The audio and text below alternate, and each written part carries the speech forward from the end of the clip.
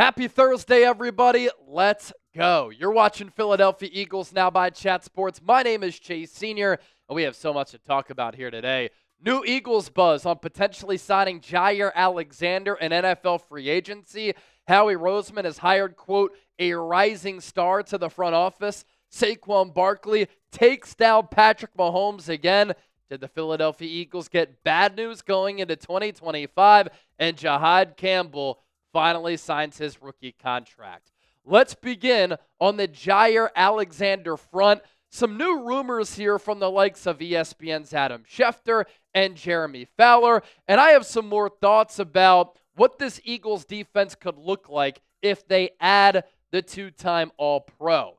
Just to get you caught up here, the Packers released Jaire Alexander on Monday. They were looking for a while to trade him, especially around the NFL draft. A couple of teams were interested, but the Packers didn't have a deal that they felt as though was going to improve their football team. Then the Packers, after they failed to trade Alexander, wanted to redo his deal. Alexander didn't like the structure, and so he was released. And I think for Green Bay, this is a young ascending team that has a really talented roster. They arrived, I think, a little bit too early. Nobody thought they were going to beat the Cowboys in the playoffs 2 years ago. They did. How about them Cowboys? Then they really competed with the number one seeded Niners in the divisional round. And then last year, it was much like the regular season the year before, in which they were up and down. They had to fight to make the playoffs. They did make the playoffs, and then they got beat by the Philadelphia Eagles, and then they tried to take away the tush push, and that failed as well. But this is a Packers team, as I mentioned, a lot of talent.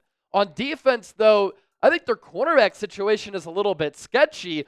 They released Jaire Alexander. I know he hasn't played all that much over the last few years, and he was highly paid, but now it's to the point where they're trying out Bo Melton, a former wide receiver, at corner. And so interesting times with this historic organization in Green Bay, Wisconsin. There's no doubt that when Alexander is on the field, he's a really special player. And he turned into an excellent player for that Packers organization. They took him in the first round in 2018 out of Louisville. He became a two-time second-team All-Pro. The same 2 years that he was an All-Pro player, he was also a Pro Bowler. He has 12 career interceptions, and he's a top corner when healthy. But over the last, 4 years, he's only played in a little more than 30 games. And when you're a top 10 highest paid corner in the game and you're not available, that spells problems. Here's what Adam Schefter had to say about Alexander to the Eagles on 97.5 The Fanatic in Philly this morning. He said, if the price were right and you're doing a one-year deal, whatever that number is, a low number, the Eagles can make that work if that's what they wanted to do.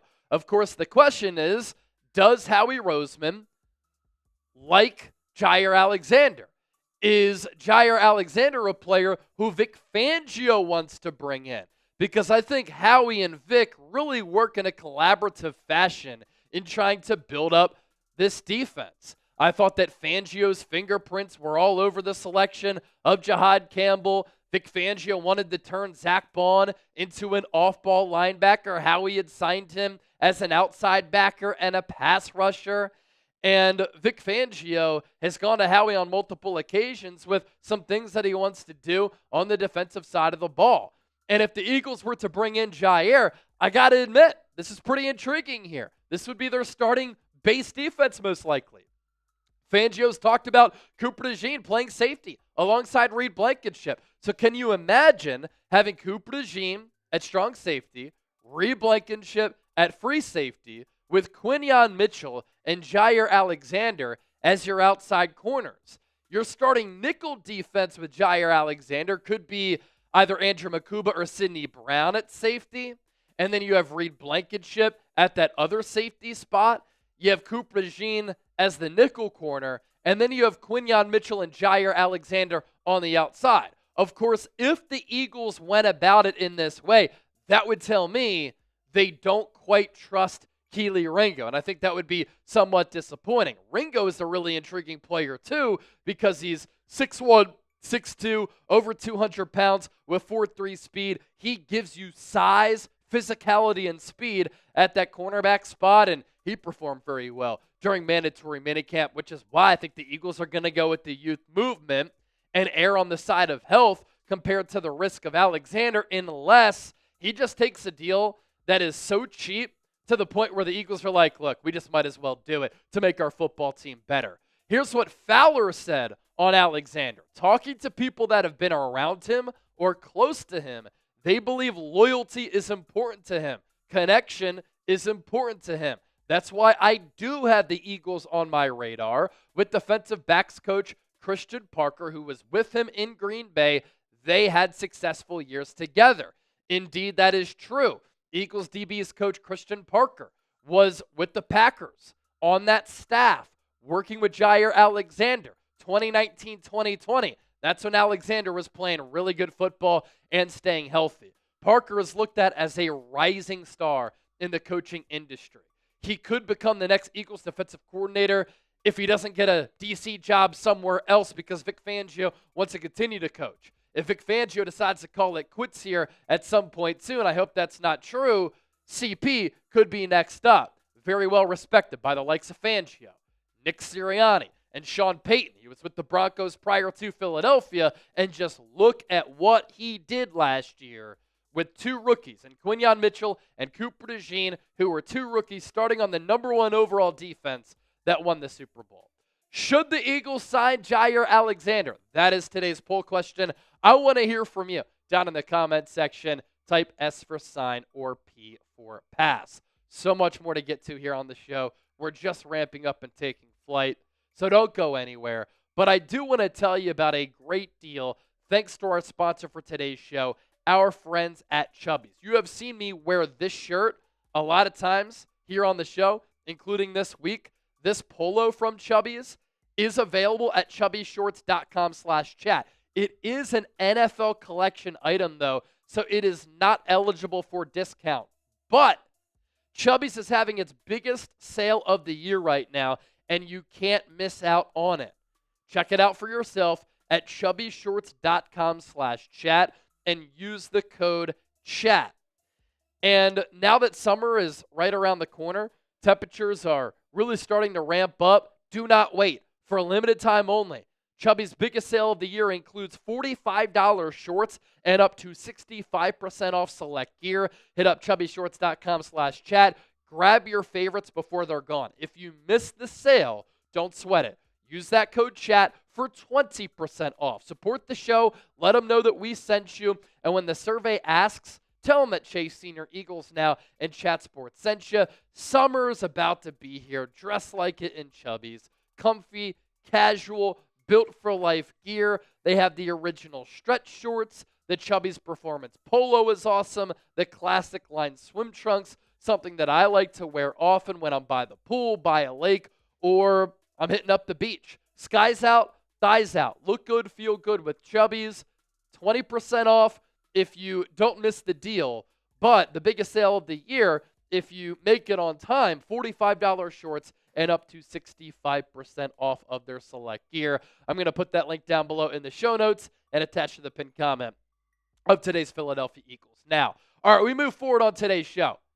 Coming up here on the Philadelphia Eagles Now slate, the Eagles hire a rising star to the front office. Saquon Barkley takes down Patrick Mahomes again for the second time this calendar year.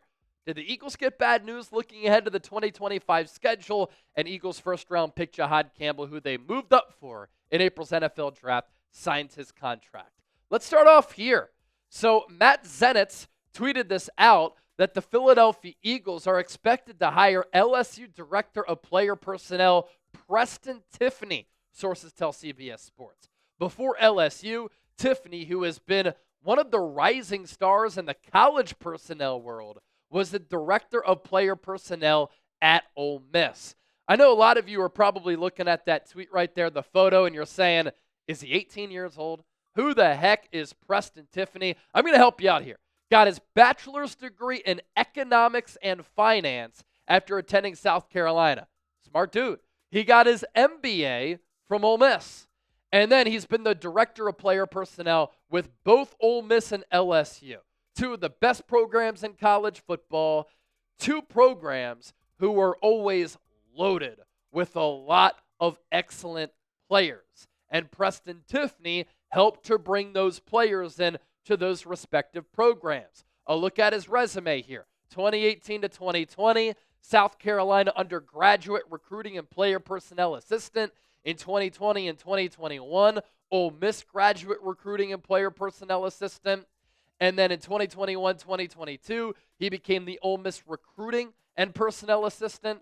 The following 2 years, Ole Miss coordinator of personnel. In 2023-2024, Ole Miss director of player personnel. And then he held that same job with LSU. Here's what LSU's website said about Preston Tiffany. He played a key role in acquiring talent that produced the best season in Ole Miss history in 2023, as the Rebels won a program record 11 games, defeated Penn State in the Peach Bowl, and finished the year ranked number 9 in the nation. And LSU always has multiple players who are drafted every single draft class. And this is a move that is required. This is a necessity. The Eagles have lost multiple front office executives this offseason. It's really important for Howie Roseman to reload the front office and restock that pipeline. Multiple members of the scouting department and the front office have departed the Philadelphia Eagles for better jobs elsewhere across the National Football League. This is what happens when you have as much success as the Eagles have had. When you win 2 Super Bowls since 2017, you're the model organization of the sport right now. Teams will poach your coaches, your front office executives, some of your members of your scouting department, and your players. And so that's what has happened to the Eagles. Howie Roseman did bring back Joe Douglas, who used to be his right-hand man before he became the general manager of the Jets, and now he hires a rising star. Topic number 2 here. Saquon Barkley beats Patrick Mahomes again. The first time that Saquon took down Mahomes in New Orleans in the Super Bowl back in February. And the NFLPA announcing this week that Saquon Barkley finished number 1 in the year-end player sales list. He is the first running back to do this since Ezekiel Elliott in 2017. Zeke then was arguably the best running back in football. He topped that list. And given the year that Saquon Barkley had and how marketable he is for the booming brand that is the Philadelphia Eagles, now it's Saquon Barkley. This includes officially licensed player products. And the timeline scales from March 1 of 2024, so that would have been right before Saquon signed with the Eagles in free agency, through the end of February. So Saquon went on to have an incredible year, and then he capped it off with a Super Bowl victory over Patrick Mahomes. So Saquon was number 1, Patrick Mahomes was number 2, Jalen Hurts number 3 in these player sales. And in 2024, what a magical campaign for Saquon. 345 carries, more than 2,000 yards, 5.8 yards per carry. He averaged 125.3 rushing yards per game, and he had 15 total touchdowns. He was the glue of that Eagles offense, the MVP of the Eagles offense, electric, dynamic, and he made so many incredible plays all throughout the year. And that number 26 Eagles jersey, it was flying off the shelves, according to the NFLPA. And Saquon Barkley, also marketable, as I mentioned. Yeah, that's why he's on the cover of Madden 26. He also pulled off one of the most memorable plays of last year with that hurdle over the Jacksonville Jaguars defender. Prayer circle that the Madden curse does not hit him and he stays healthy for 2025. This week during Eagles mandatory minicamp, Saquon said, I want to play for a long time. I'm not retiring anytime soon. I want to play this great game as long as my body holds up. And Saquon said this, quote, I feel like I'm just entering my prime. And I know that he suffered a lot of injuries with the New York Giants. He was still a pretty durable player. But, yeah, he had those injuries. But him missing some time with New York, did that save some mileage on the tires for him to continue to show up, show out, and ball out with Philadelphia? Next up, is this bad news on the way for the Eagles going into the 2025 season? So I saw Ross Tucker post this, friend of the show, on his X page. And this is a clip from the Ross Tucker podcast from Fezzik Sports. And he is a gambling aficionado is Steve Fezzik. And obviously, when you're into gambling and handicapping to the level of Steve Fezzik, you're always looking for an edge. You're always looking for data that can help you win bets. And as part of that, you look at team histories, especially on the injury front, because that can impact win-loss totals, because trends are important in the betting landscape. And Steve Fezzik said this: Baltimore, Atlanta, Minnesota, and Philly were the 4 healthiest teams in the NFL last year. He added that there has been a major move in the marketplace recently with a lot of money coming in from sharp bettors, that's expert bettors, on the under 11.5 wins for the Philadelphia Eagles. That is what their over-under for wins right now is. It is 11.5. Ross Tucker quote tweeted that. And he said, major money fading the Eagles is interesting for what it's worth. They went from being one of the most injured teams, 2016 through 2019, to one of the healthiest teams in 2021 through 2024. And I think that's a really good point by Ross Tucker.